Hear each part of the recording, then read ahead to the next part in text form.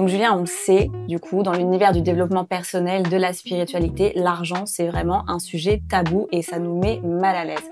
Est-ce que tu peux nous dire pourquoi tu penses que ça met autant de personnes dans l'embarras, ce sujet, cette thématique de l'argent? Alors, c'est une bonne question Mathilde, merci. Je trouve que la première des choses à expliquer et à dire, le problème avec l'argent, qu'ont la plupart des gens, découle au premier abord d'un manque et d'une peur. C'est la première étape, c'est-à-dire qu'on a une problématique avec le rapport dont on a avec l'argent. Et très souvent, le rapport qu'on a avec l'argent, pour la majorité des cas, mais ce n'est pas une règle, reflète l'éducation qu'on a eue de notre famille, de notre père, de notre mère, de nos parents. Quel rapport avaient eux-mêmes avec l'argent? Et ça va être les premières bases de transmission, nous, en tant qu'enfants.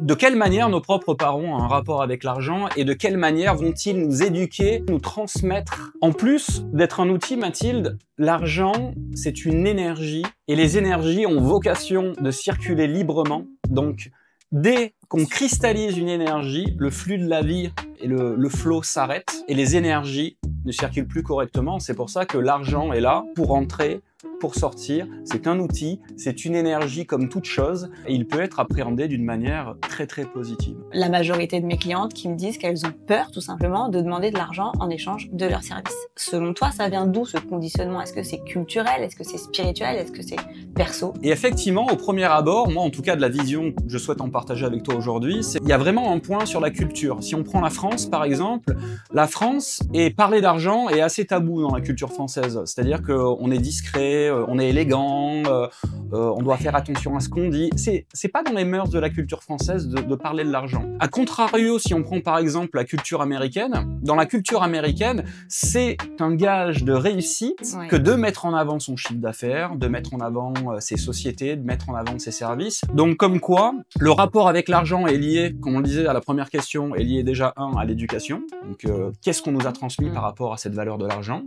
Ensuite, il y a le monde et la culture dans laquelle on est, où est-ce qu'on vit, ça va influencer énormément les choses. Et cette problématique de peur et de manque reflète souvent le manque de confiance qu'on peut avoir de soi-même par rapport à nos qualités, par rapport à nos talents, nos potentiels. Et croire en soi est quelque chose d'important à développer et à travailler pour améliorer ce rapport avec l'argent. Tout à fait. Et est-ce qu'on est d'accord pour dire que la majorité de nos clients sont des clientes? Alors la majorité des clientes, je confirme, moi j'ai 95% de clientes aujourd'hui. Voilà. Comme je l'avais dit dans l'une de mes vidéos, il y a quelqu'un qui disait qu'un jour les femmes sauveraient le monde. Et effectivement, vu le taux de pourcentage des femmes qui décident de faire un travail sur elles spirituellement, un travail personnel engageant envers elles-mêmes, effectivement, il y a de fortes probabilités pour que la femme vienne un jour éveiller la conscience de l'homme.